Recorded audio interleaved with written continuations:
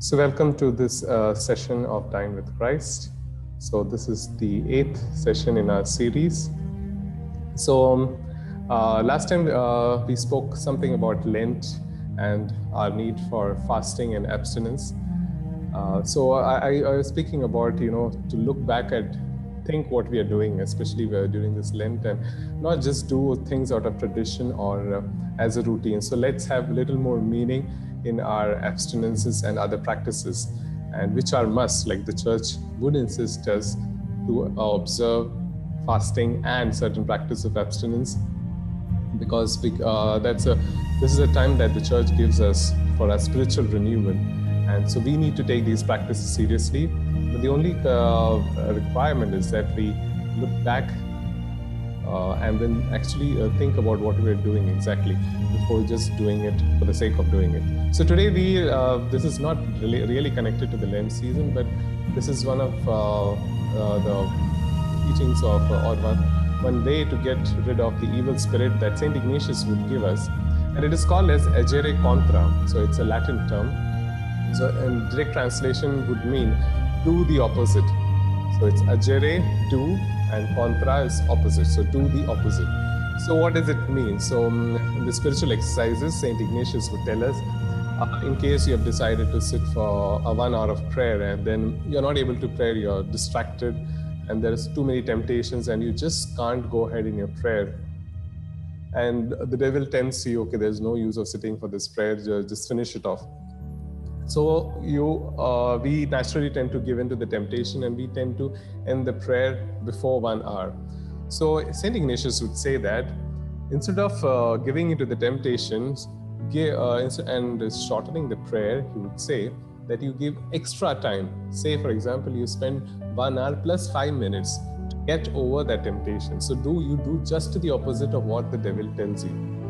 Similarly, for example, if you have decided to go for a prayer and there is some important meeting or party or things like that, and then the devil is tempting you to go for that and prioritize that over prayer. So then you make a willful decision that, no, I'm going to go for the prayer because the devil is tempting me. So you do just the opposite. So similarly, if for example, those who are studying or those who have, studies are the priorities. So if you're sitting for studies and then that time you have this, now the devil can also come as the angel of light, and the devil could say, okay, now you should sit and pray, so that you are easily taken away from your studies and then you will be in a miserable state. So when that happens, you have to be alert that the devil is tempting you to get away from your studies. So at that time, you do just the opposite of what the devil tells you, and then you spend your time in studies and not in prayer, because that time is meant for studies and not for prayer.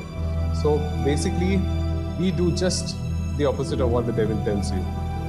One another example would be, in case if you have anger or hatred or for a particular person, or and that person's thoughts are constantly irritating you and bringing back those negative emotions again and again.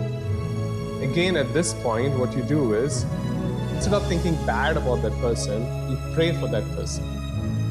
So the devil is defeated at that point, because you are praying for that person instead of cursing or having negative emotions.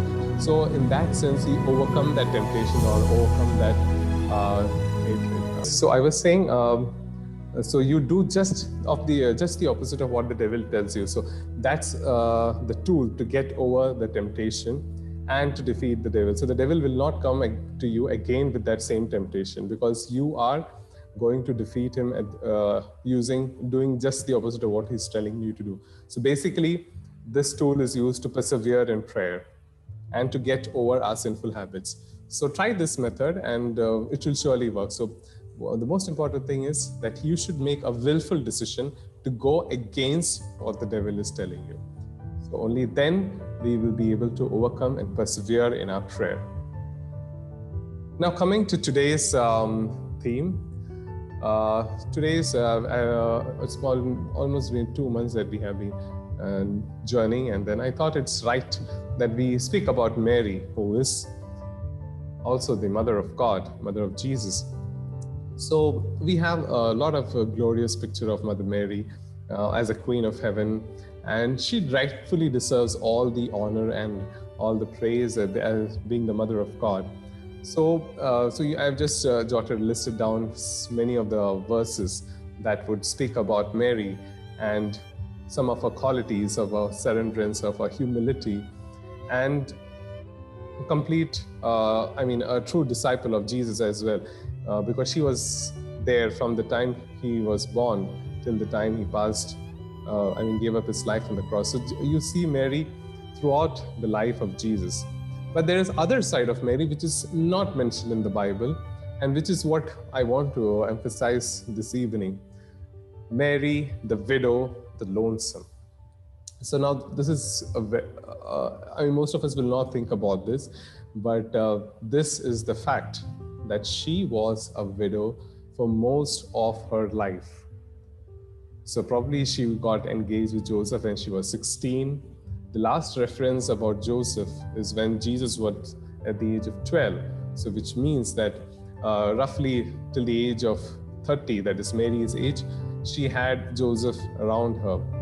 And there is no mention of Joseph. So we can say that when Jesus was in his teens, Joseph passed for his heavenly reward. And from that time onwards, she is alone with her son. She is all by herself. Now, this is very important because she is living in a Jewish society where women already had a very low status in the society. Secondly, now she was also a widow, which means that her status was further degraded.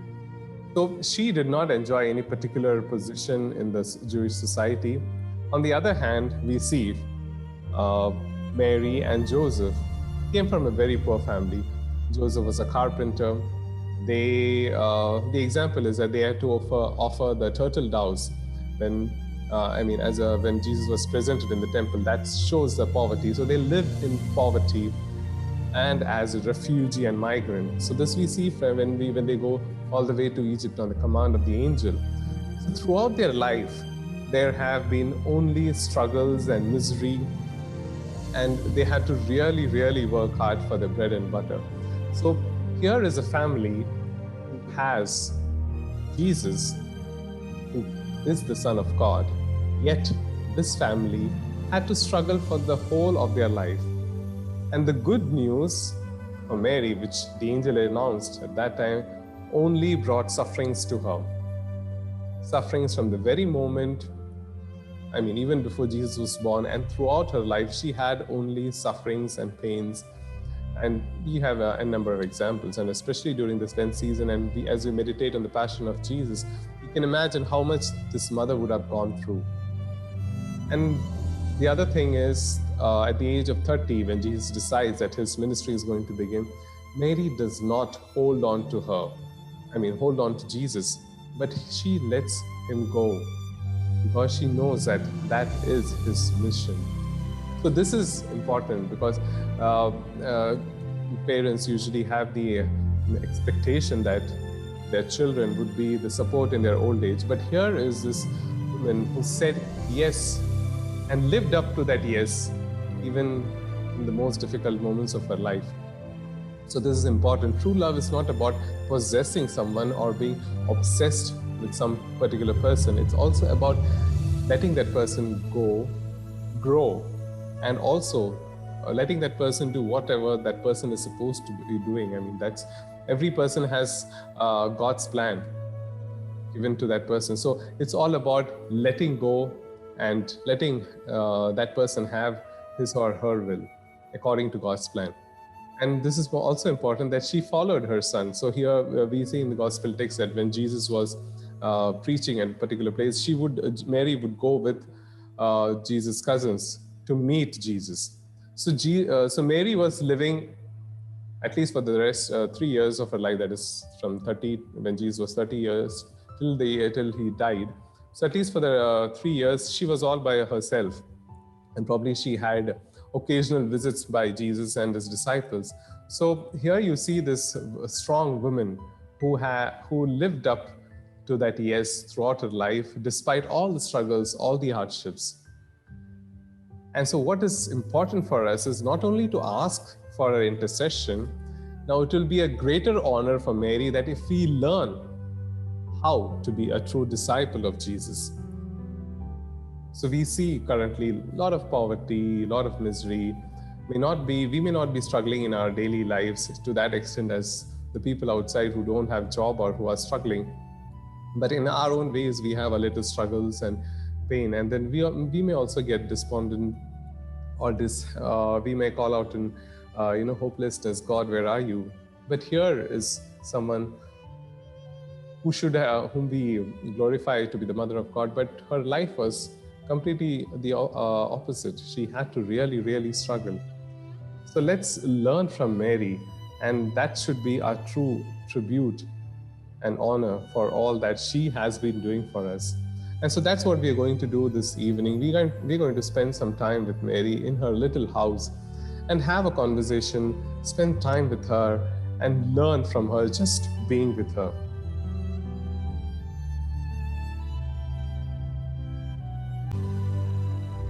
So yes, we shall be taking this gospel text.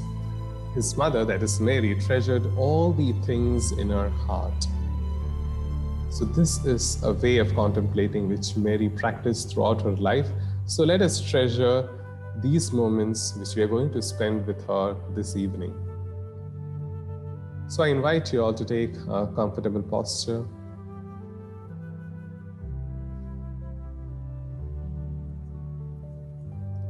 Be seated on your chair.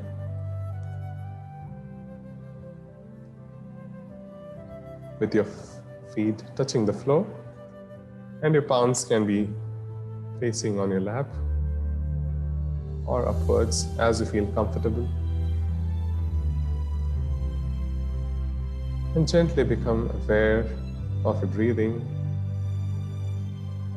And close your eyes, or if you feel comfortable, you can keep your eyes open.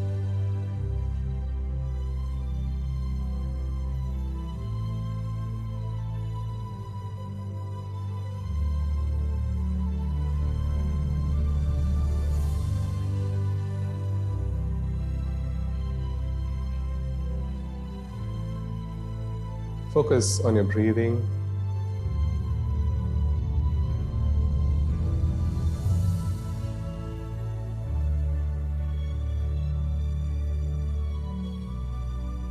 The cool air entering your nostrils and the warm air leaving your nostrils.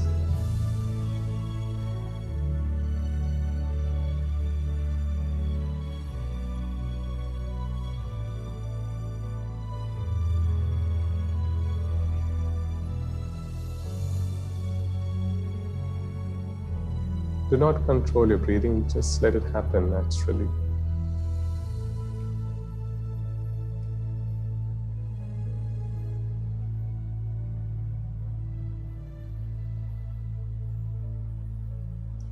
Now I shall be reciting the opening prayer.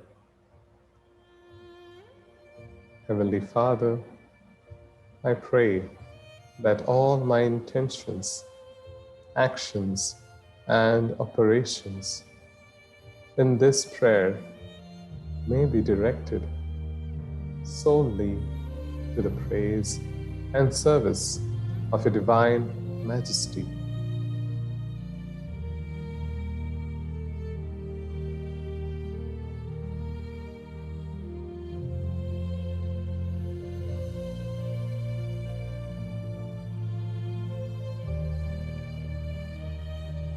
Again, keep your focus on your breathing, either on your nostrils or you can focus on your heart region.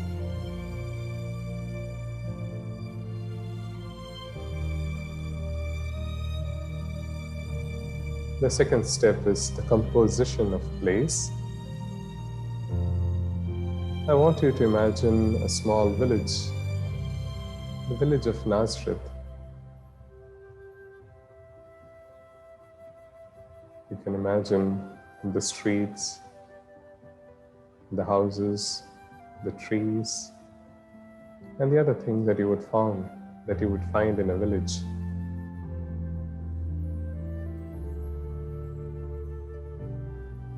And in that little village, I want you to locate the house of Mary.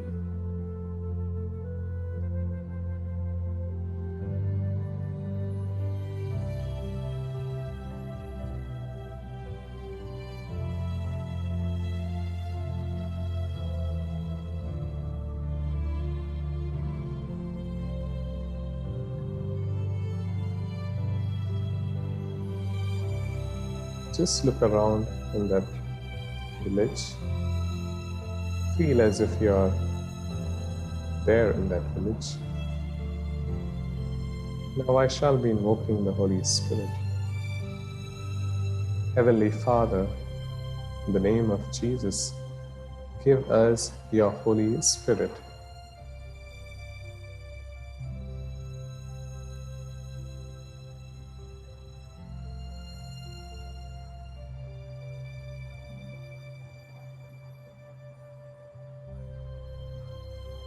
And as you breathe, let us believe that we inhale the Holy Spirit.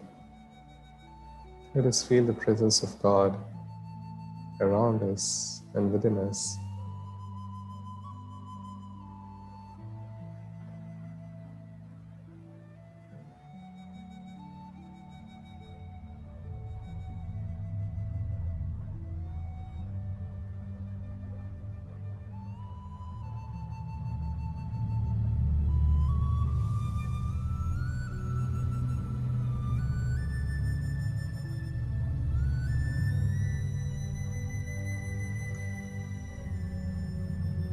Now we shall beg for the grace. O Divine Holy Spirit, I beg of you the grace to live a life of simplicity and purity. O Divine Holy Spirit, I beg of you the grace to live a life of simplicity and purity.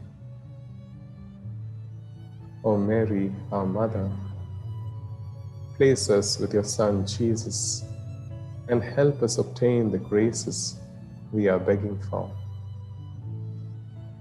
Saint Joseph, protector of our families, pray for us.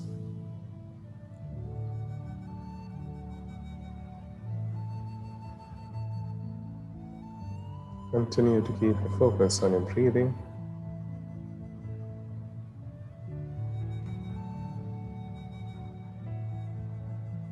Now I want you to imagine yourself as a child in your early teens, 13 to 15. Just imagine yourself as a teenager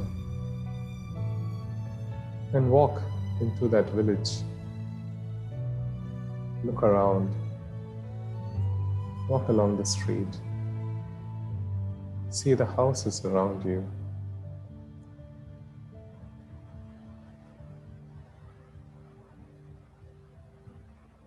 Notice all the details of the houses. Are they big? Are they small? Do they have a courtyard? Or are they poor houses? What is the color of the walls? Do these houses have gardens? Or are they barren lands?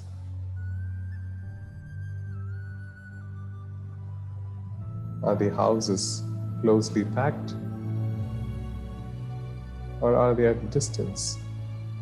Just look around the village as you walk through the street. See if there are any people. What are they wearing?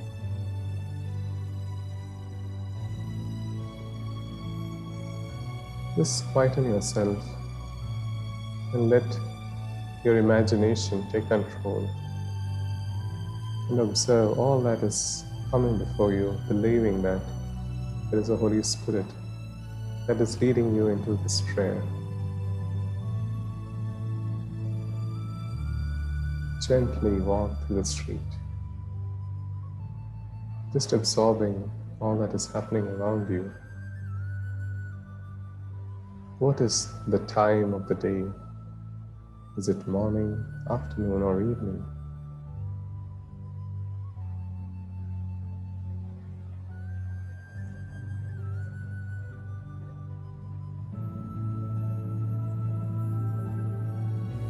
And then you walk.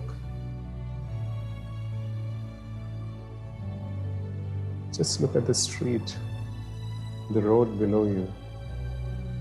Is it a muddy road? Or is it a pavement with stones?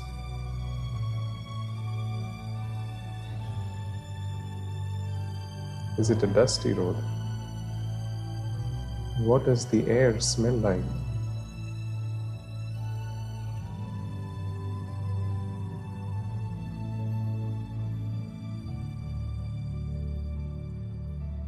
And as you walk, you see a house in front of you.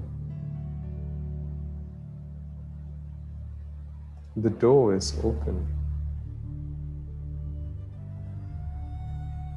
There is something like a workshop outside the house. You see a long table and some tools, some chisels, axe, and many other things. Probably it's a carpenter's house. I want you to walk closer to that house. See around that workshop. What all things do you find?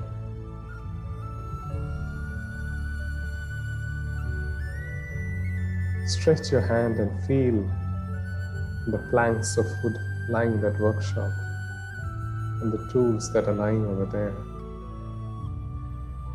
You are a teenager and you are very curious to know whose house is this and what is all these things doing here. In your curiosity, just explore that place.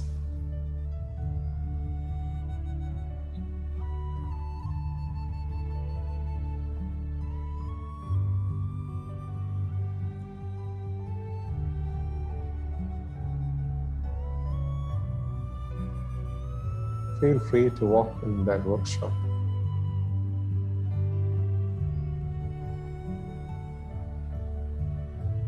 And as you walk, you happen to drop a tool which leaves a loud noise, and it kind of frightens you.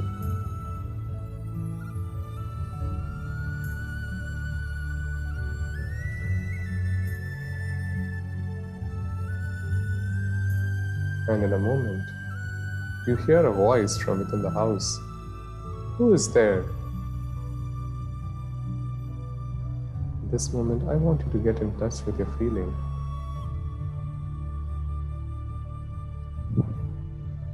Are you afraid that you're going to be found? Or are you assured that you are in a safe place? Because this voice is that of a woman. How do you feel at this moment?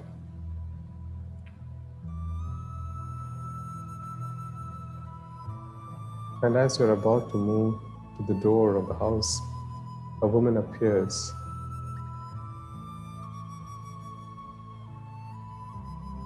Just look at the face of this woman. She looks at you. You look at her.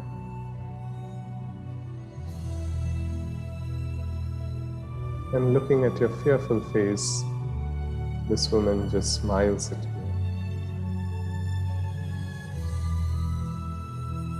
How do you feel?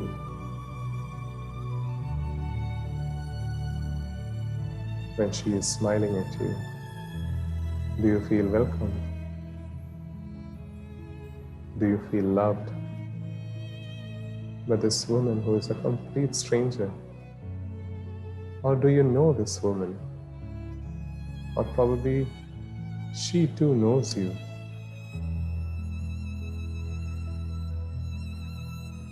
And as you look into her face, she comes walking towards you.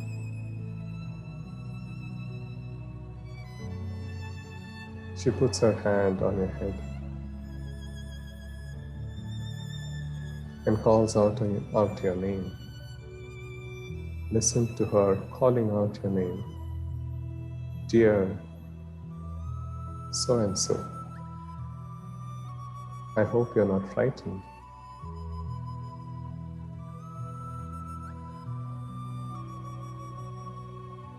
And now you respond to her. How would you call her? Do you know her? Do you want to call her Mama? How do you want to address her? Just let it come from your heart. From a sincere feeling of love, address her with that deep love and affection that you would have towards your own mother.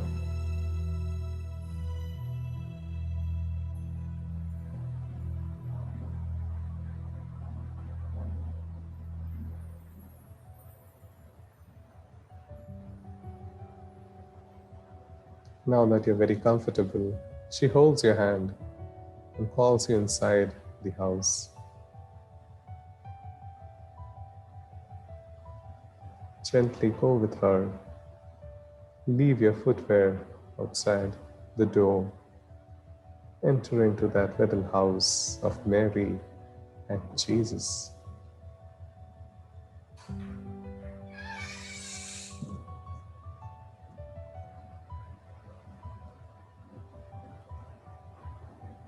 So look around.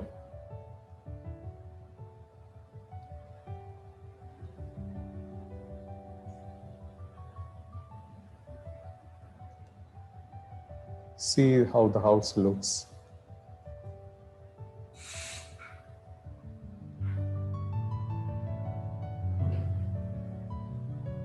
Is it a big house or is it a small house?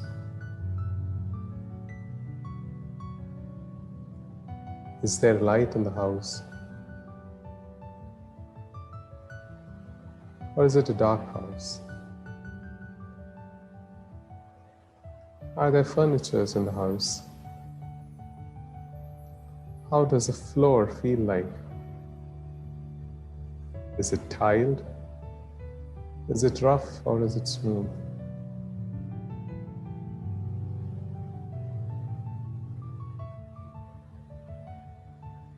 Just explore that house with as much details as possible.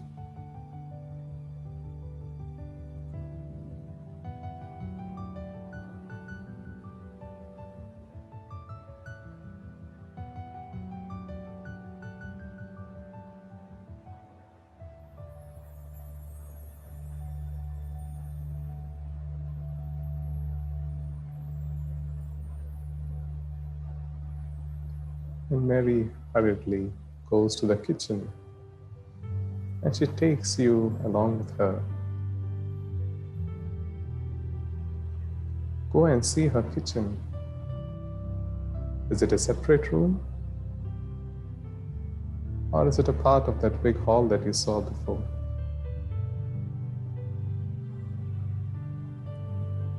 Look around, how many vessels are there?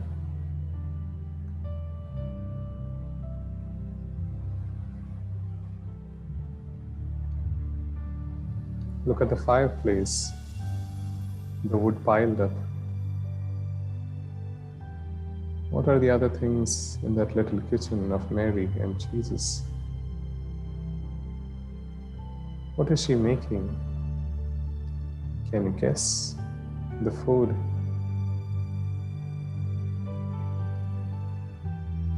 Go and sit beside her as she gets busy with her cooking. Look at her doing something at that fireplace. Just observe her.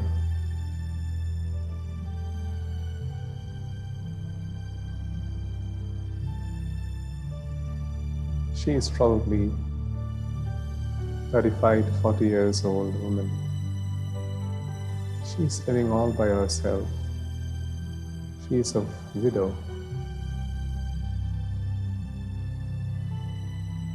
Get a sense of that house, the poverty in that house, yet the deep joy that Mary has in fulfilling God's command.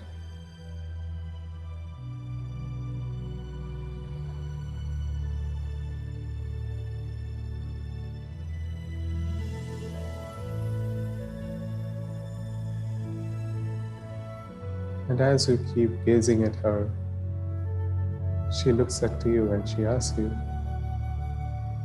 "What is it that you're looking at? Why are you staring at me?"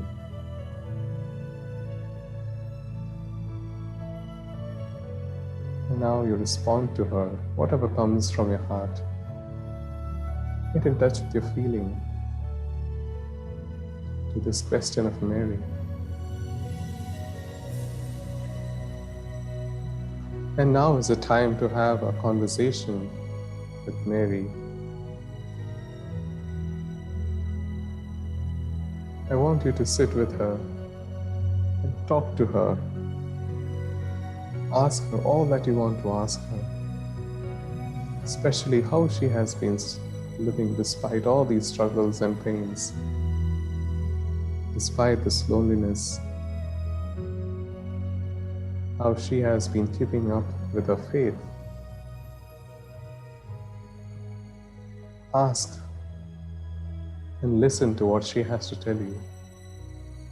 And if you feel distracted, or if you're not able to have a conversation, just look at her doing all the little things a woman would do in her house, all the menial tasks.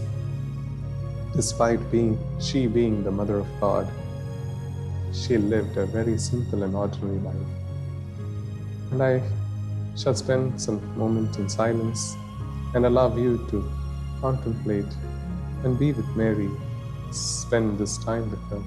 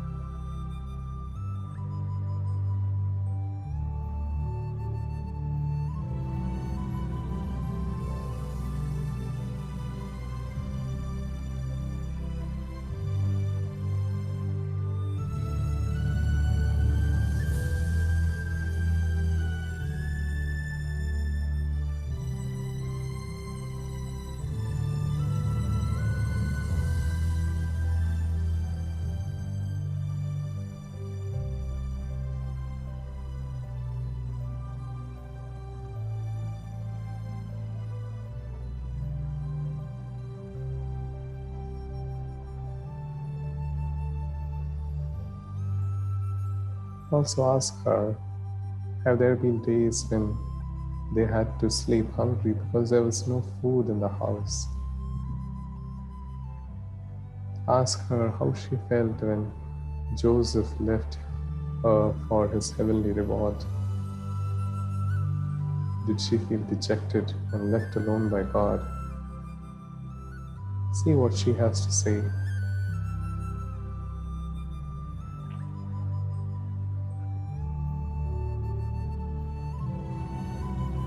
Ask her about Jesus.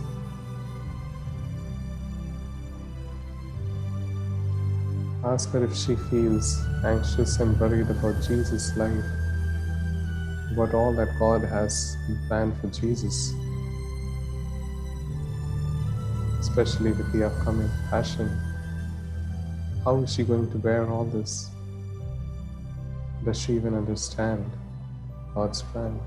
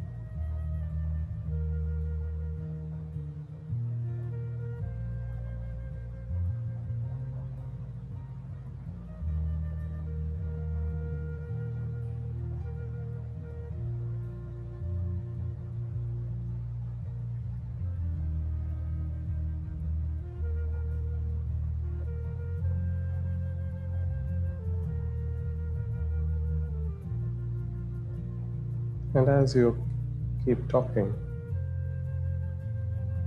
you hear footsteps outside the door.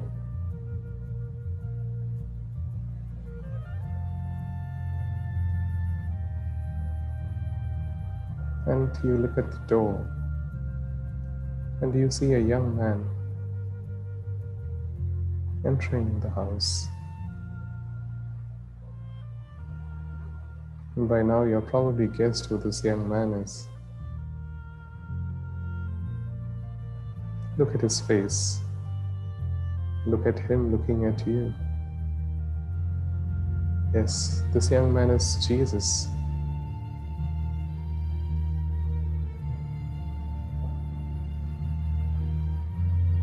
Now listen as Mary introduces you to Jesus. How does she address you to Jesus? Does she call you her daughter or son? How is she introducing you to Jesus?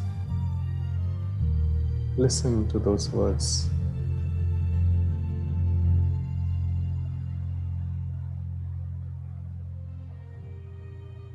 Get in touch with your feeling. How do you feel to be with Mary and Jesus in their house? In that simple little house. With so much of joy, so much of peace and love.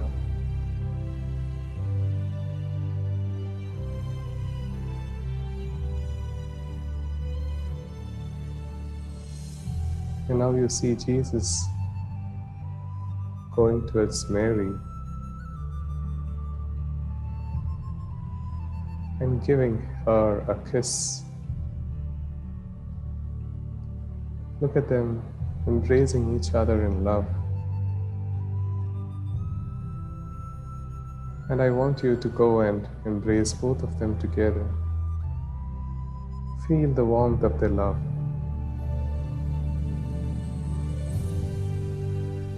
Feel this heavenly love in that little house that is poor and simple, but yet that is equivalent to heaven, because love resides in that house. Feel that love. Get in touch with your feeling as you embrace Mary and Jesus.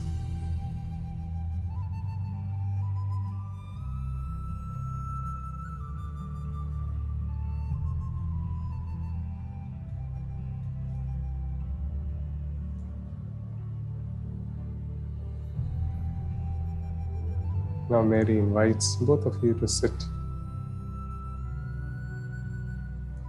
And she tells, "Sit down, for I have something to give you to eat."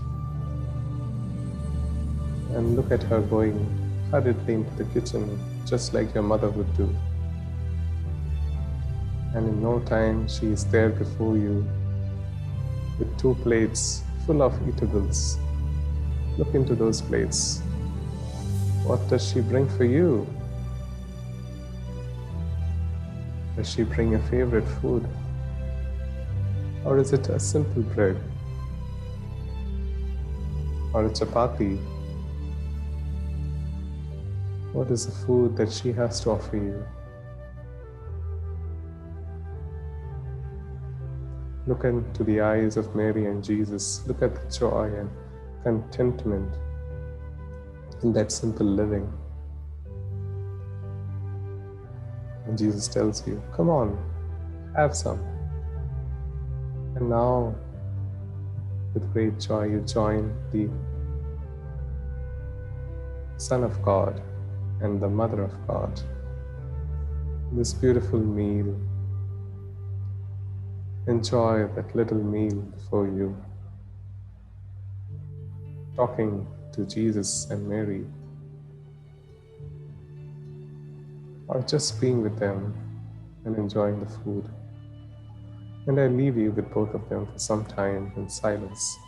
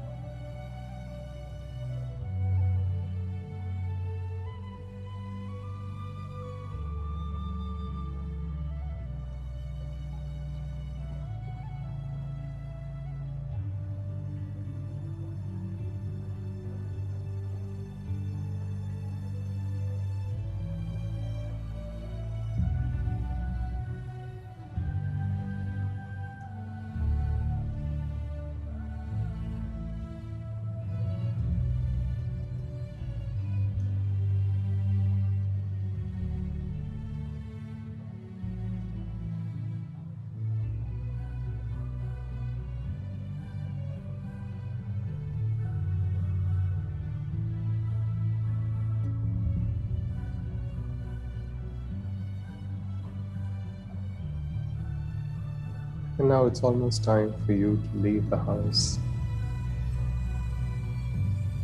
What do you have to tell to them as you get up? Tell them whatever you want to tell them, or thank you, or whatever you want to express to them. Get in touch with your feeling for this beautiful time that you spent with them. Listen to what they have to tell you.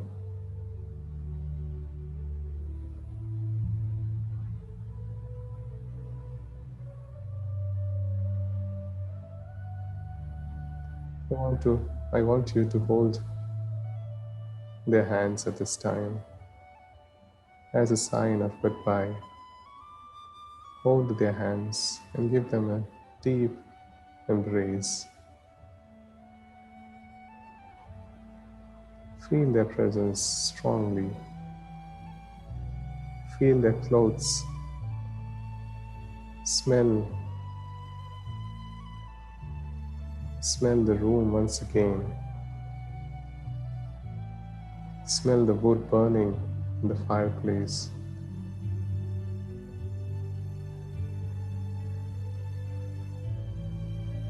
This is the house of the Mother of God and the Son of God.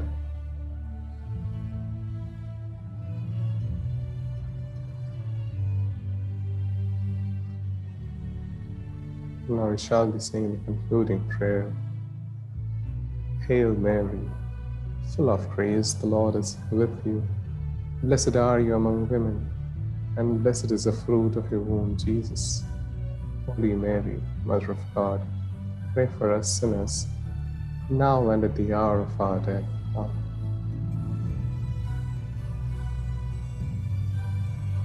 I want you to once again focus on your breathing. The cool air entering your nostrils and the warm air leaving your nostrils. Gently focus and come back to the present where you're seated.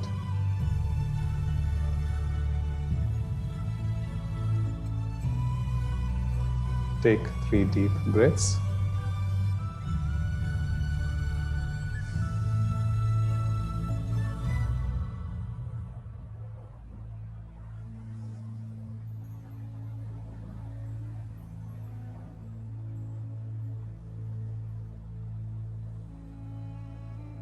And once you feel comfortable, you can gently open your eyes.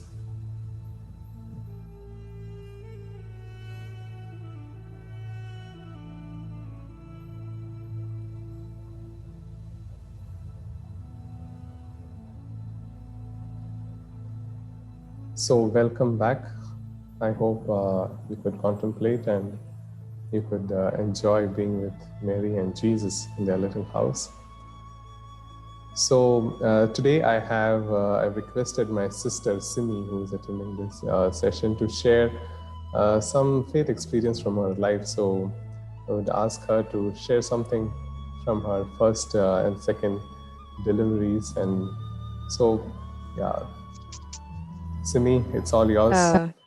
Hello. You can start the video also so everyone can see you. Not starting the video, but I'll be joining the audio. So, hello everyone. My name is Simi. Uh, I'm a mother of two, expecting a third child in this month. To share the experience, the first one uh, came at an age when I was 24. So yes, I was doing my final year of masters, and it was towards the final exams, wherein I was in the fifth month of pregnancy, and we were given a very uh, bad news sort of thing, like, that the child would be having Down syndrome. There was a possibility that the child would be having Down syndrome, and then the doctor suggested that we undergo one more confirmation test. So when we asked the doctor, I mean, what if on confirming it comes out to be positive? I mean, it is true that he's having Down syndrome or anything. So then the doctor said that you will have to undergo an abortion. There is no other option. So then we took the decision not to go through the test, and then rather keep our faith firm in our Lord. And we continued to pray throughout the remaining 4 months. And then slowly we reached the time wherein I was in labor. And then the second incident that had in that time of pregnancy was wherein the doctor was not ready to come for taking the delivery, as it was a Sunday, and she said that it's a holiday and she won't come to the hospital. And then somehow, but all throughout, I was being guided by the Holy Spirit, by many prayers, a lot of prayer support. And even though it was a stage of confusion, a state of uh, a lot of, I mean, despair, like, what is going to happen next? We didn't know if the doctor wouldn't turn up. But somewhere a strong faith was guiding me, which said that whoever the Lord has chosen to take the delivery will be present at that moment over there. And yes, we were waiting for the time to pass by, and somehow, some miraculously, something and all happened. And at the end, this doctor had to reach the hospital due to whatever the senior people said. And then at the end, she came in for the delivery, and the delivery turned out to be very smooth. And yes, and when the doctor came to check up the child, and the doctor said the child had no Down syndrome or anything. Praise the Lord. So that is how the first child was perfectly normal, and we had completely put our firm trust in the Lord. And for the second child, again, somewhere in the seventh month, we came to know that the child was in a breech position. That is, uh, like normally the head should be downward, and then the second child's head was upward. And then again, we were uh, back to somewhere in that state wherein we had to pray a lot and lot. And now the problem with a breech child is that you have to go through a operation, C-section, and there is no other mode for taking the delivery. I mean, the doctors won't take a normal delivery. And then that happened in the seventh month. In the eighth month, I had dengue as well. So then it turned out to be a more severe case wherein it is a last term of pregnancy, and there is dengue patient. It's like it's considered to be quite risky for the child inside as well. And there were doubts now if my medicines, if the side effects of the medicines could cause any problem to the child as well. Again, somewhere a small faith that we have, that faith kept developing all throughout, that no matter what happens, at the end of the day, the Lord is in perfect control. So all throughout, I'd been praying for a normal delivery. And even when the doctor asked me to plan for a C-section, but I said no. And then we were going on, we were waiting for that pain to begin, so that maybe in labor the child takes a turn and goes head down. But say God had some other plans, and that didn't happen. I mean, till that last minute when the doctor would inject me, I had hopes. But at the end, that didn't happen, and at the end, I had to go through a C-section. But by God's grace, the child was perfectly normal. I was perfectly normal. And usually, it is said that after a C-section operation, the woman has to go through a lot of back pain, and there is a lot of physical problem that lady goes through. So many of them goes through all throughout their lives. But by God's grace, now it is 2 years, 2.5 years, and till today, I haven't got any back pain or any of those physical problems that my body should have gone through after an operation.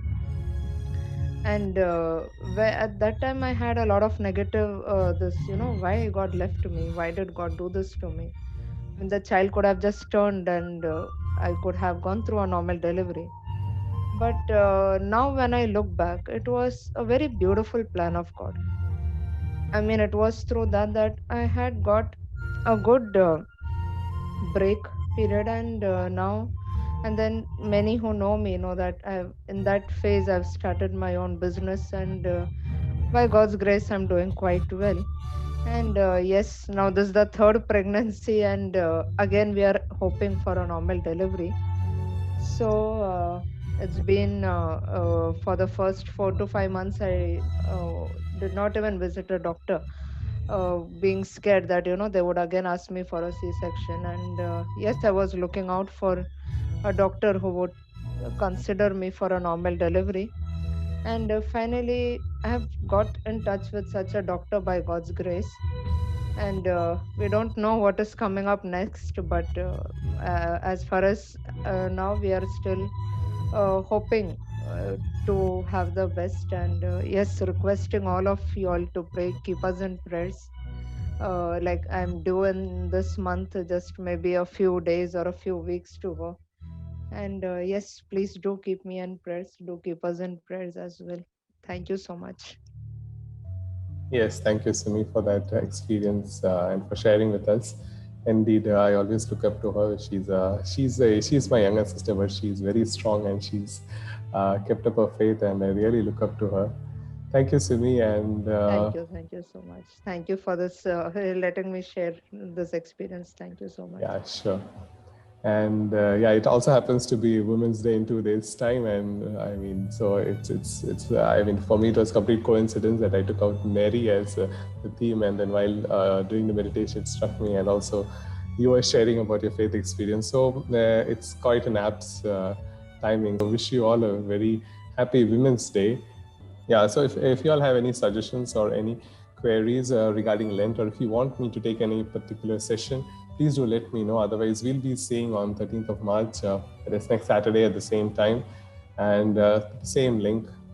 So thank you for joining this evening. Thank you very much. I wish you all a very good night. Thank you. See you.